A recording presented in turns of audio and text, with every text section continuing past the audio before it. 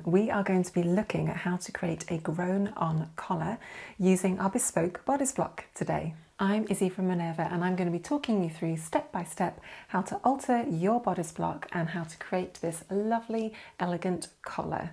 There's a little picture of it right next to me here so you can see the sort of outcome that we're aiming for as we begin our journey today. As usual, with our pattern drafting series, you will need your standard pattern drafting tools to follow along with us, which are listed next to me here. To start off with, please do just trace over your front and back bodice block, and then on the front block please alter your block so that you have a combined waist dart, just to simplify the whole of the kind of bodice. If you're not sure how to do that, refer to our video 45 on our Minerva YouTube channel, and that talks you through exactly how to do that step by step really simply.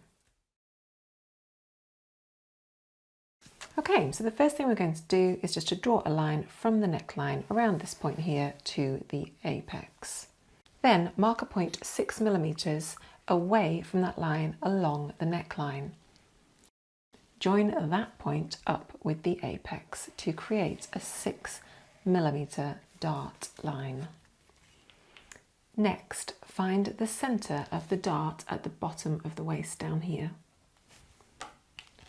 Draw a line from that point up to the apex. Don't forget that you should be using a nice sharp pencil to get everything as accurate as possible here. Next, we're going to cut along those 3 lines that we've just drawn, leaving a pivot point at the apex. Close up that neckline dart that you've just created by pivoting at the apex. So now our waist dart has just got a bit bigger, which is perfect. Next, we're going to just add a line where we want the bottom of the neckline to be. We're going to mark this point along the center front line, and for me, I'm just going to draw it in line with the apex. Extend that line out.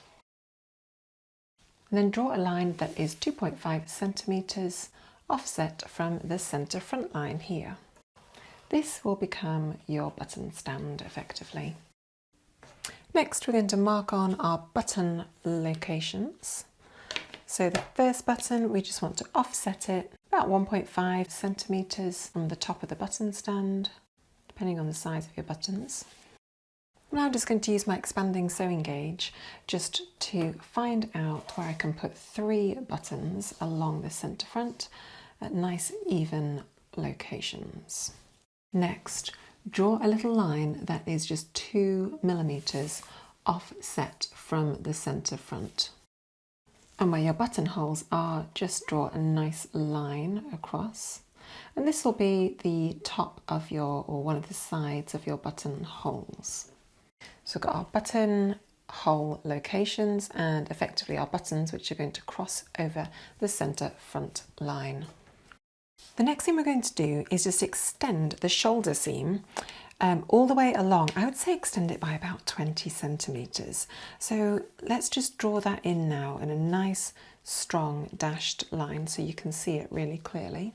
Okay, now comes the fun part. Go and grab your back bodice pattern piece.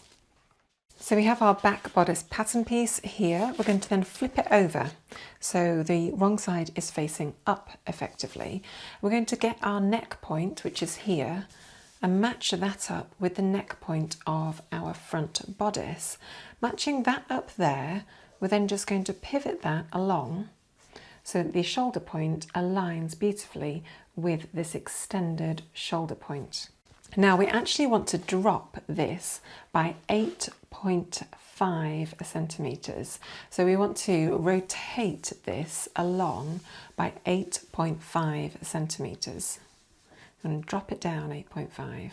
It's a little bit tricky to kind of see where that 8.5 line is, but you can line up your ruler like this and then you can just sort of rotate it around a little bit until you hit that 8.5 centimeter mark. Okay, that's looking really good to me. Next, just trace along your back neckline at this point here. Then mark a point that is 9 centimeters along this back line here. So draw a line that is 9 centimeters, just a nice dashed line as a reference. That's all we want at this point, down to this point down here. Okay, at this point you can then remove this from the table. Next, mark a point along the extended shoulder seam that is 2 centimetres offset from the neck point. Likewise, up here, mark a point that is 3 centimetres offset from the neckline. This is your centre back line you're working along here effectively. Next, mark a point that is 0.5 centimetres offset from that point there. And then join up this line from that point you just drew to your centre back neck point, which is over here. And for us, we're just going to make sure that's 9 centimetres long. Next, we're just going to mark in the break line between where we want the base of our neckline to be and the extended shoulder point here. This is just a dashed line. It's sort of more like a reference line really than anything else. Perfect. And then we just want to extend that line so it curves around to hit this point here. And this effectively is actually called our roll line. The next thing that we need to do is we actually just want to match up this, which is effectively going to become our collar, into here. So find a nice line and a nice curve that you think is going to look good. Just bear in mind that the length here is 9 centimetres, so actually I want the length of my collar at this point here along the shoulder line to be 9 centimetres as well. Just that's a design preference for me personally, that's just what I would like it to be. So I'm just going to mark a few points that are 9 centimetres offset from the neckline. Right, and then just draw in your style line, which is the shape of the collar that you're wanting to create. Fantastic. So we have now done our collar on our front, and we've also extended it around the back so that it's going to attach onto the back of our bodice, which needs no changes. It's just a simple back bodice. What we're going to do now is just add the facing annotations onto the block. So when this is on us, and this is one pattern piece, this is the collar, and effectively this is the underside of the collar because it's going to flip over and sit over the top of the bodice. So effectively the facing, which we're going to attach to underneath, to the wrong side of this garment, is then going to roll out and sit on the front here. So though we're calling it the facing, it is actually going to be the visible bit of the collar. And what that means is we want the facing to be a little bit wider than the collar as it sits on the bodice, and this is so that the bit that sits on the bodice is going to pull the collar under, and so the top is going to sit nice and flat. So we're going to do what we always do with our collars, with the upper collar, and we're going to add 2 or 3 millimeters to the edge of the collar.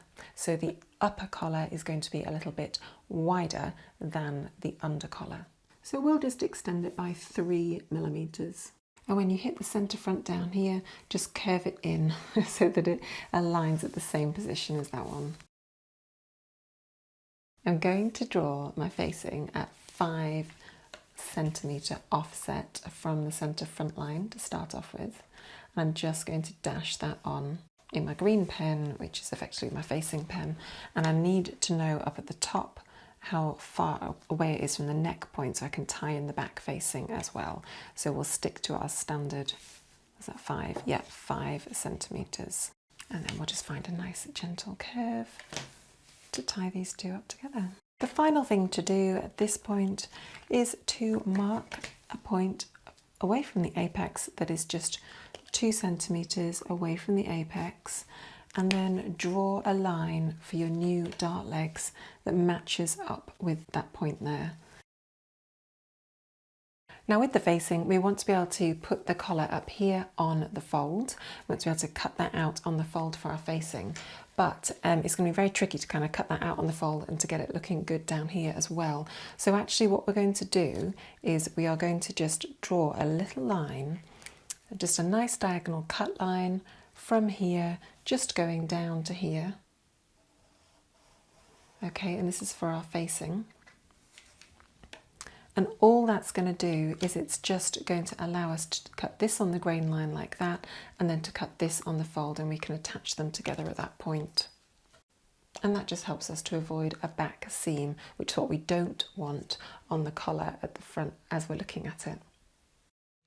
Next, grab your tracing paper and we will draw out those two pattern pieces from our block, our facing and our bodice front. The first pattern piece we're going to create is the front bodice pattern piece with the integrated collar. So trace over that and add your seam allowances as required, making sure that you're tracing over the red line and offsetting your seam allowances from the red line. You might actually find it helpful just to mark a little dot at the point of that neck point there to act as a reference across all the pattern pieces.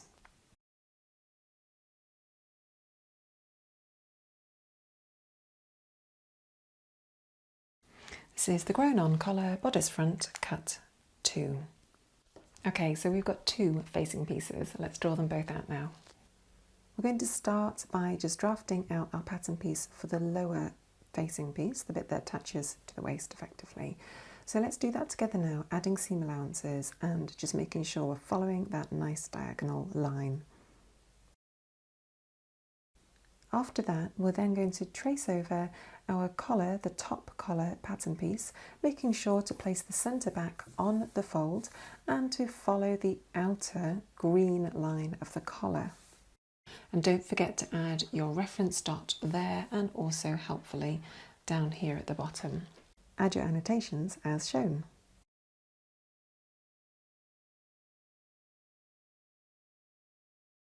Brilliant, so we're really getting there now. We've almost finished our pattern drafting. The only thing we need to look at now is just to look at the back, and that's going to be really simple. I'll talk you through that now.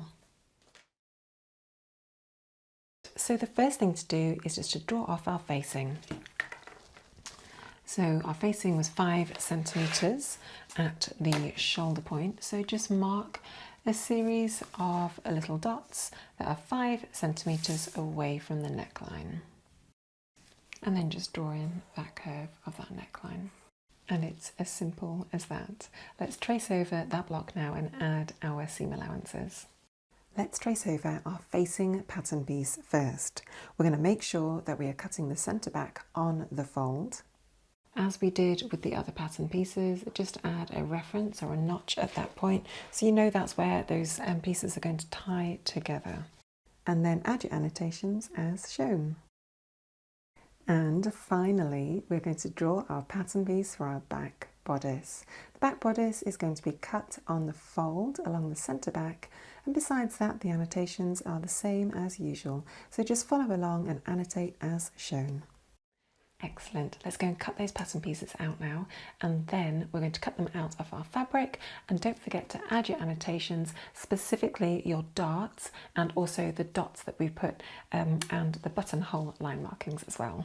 All right, see you on the other side. As usual, we are going to start off by sewing our darts and just preparing our front and back bodice. So let's do that now.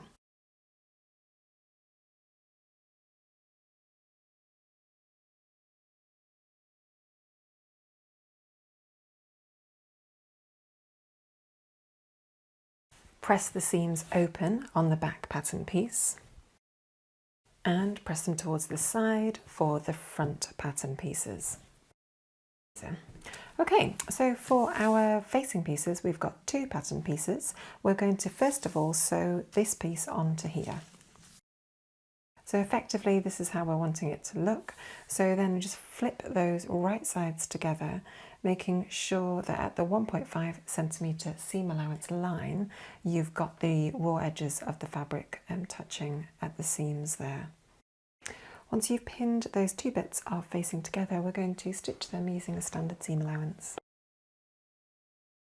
Okay, lovely. Once you've sewn those two bits together, we're just going to press those seams open. Okay, with our front bodice pieces right sides together, we're now going to sew the seam up here, which is the top at the centre back of the collar effectively. Okay, so we've got our back bodice here with the right side facing up.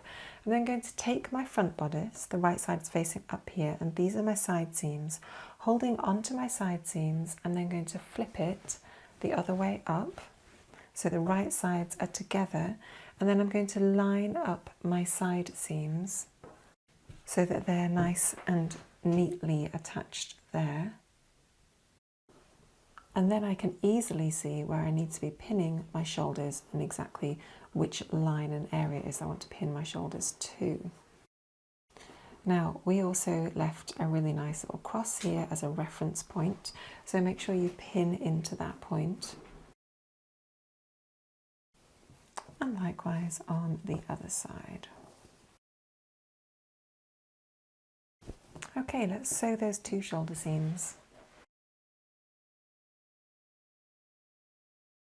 So, as you can see, I've just started and stopped sewing. I've started sewing right on the cross point there where we had that dot on our pattern piece for the neck point. At this point, we're just going to very carefully snip all the way to that dotted line where we sewed up to a minute ago. And that's just going to release the pressure and the tension in that area so that we can now sew our neckline nice and straight across here. So complete the sewing of the neckline around the back neck. Lovely. So now at this point we've got a front and a back that are looking like they're beginning to be a part of something, aren't they? And you can see the kind of roll over effect it's wanting to happen. What we need to do now is to sew on our facing onto this so that it will actually sit like that, but obviously have a nice edge. So we've got our facing here and we've got our 2 little dots here, and they match up with the 2 dots or crosses that we've got for our back piece of facing. What I want to do now is just to line these up effectively so that we've got a nice inner back pattern piece at the back here. So this feels quite counterintuitive. We are just going to line this up here like this. And those little crosses should line up beautifully.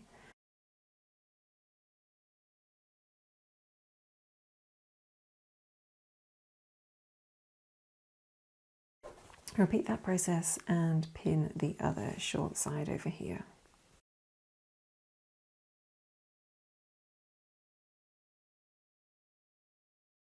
Okay, so then the final thing we want to do is actually snip those corners up to the little circle, just to release that tension. Don't go all the way up to the circle, you just want to leave a little bit of a gap there.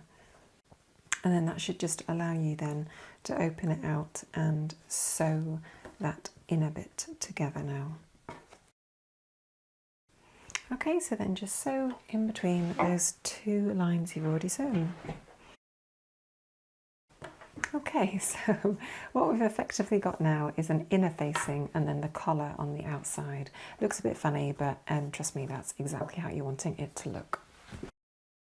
Now if you're doing this pattern for your finished beautiful final garment, you obviously want to finish the inside edge of this using an overlocker or any other finishing method, bias binding, whatever else you'd want to finish that inside raw edge.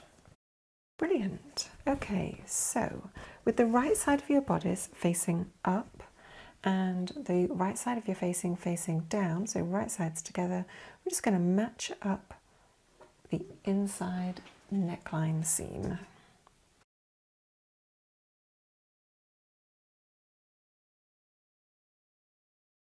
Sew that together using your standard seam allowance. Okay, the next little thing that we need to do is just to snip into these corners so that we can turn them out really nicely. Clip out the excess volume near the points and do the same for the other side. And then if your fabric's really bulky, you can just trim down the facing seam allowance in half. And if you want to, you can just snip some of the curves just to take the tension out when you fold it under. Turn the facing so that it is the right side is facing out on the inside and just press that in place. Okay, so it's beginning to come together now, isn't it? We've got a nice little bit of facing there, we've got a nice rolled out collar.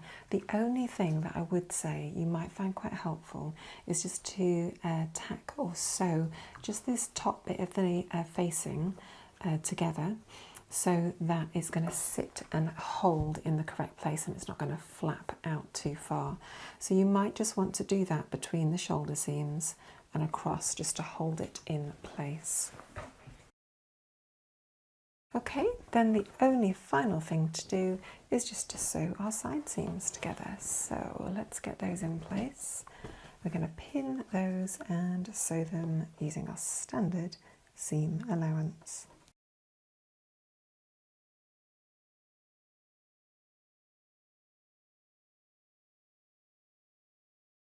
Okay, so at this point you would then sew your buttons or put your poppers on or do your zip, whatever you want to do, however you want to finish off that front little section.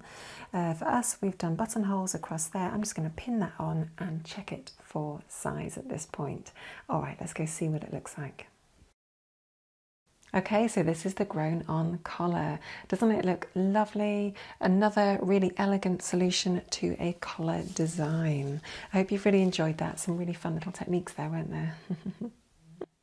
So thank you for joining me today as we have drafted out our grown on collar to our bodice block. Obviously there's lots of different ways that you can adapt this technique now that you've understood it and you've worked your way through it. You could change the style line of the collar so it looks sort of different, it could be more angular.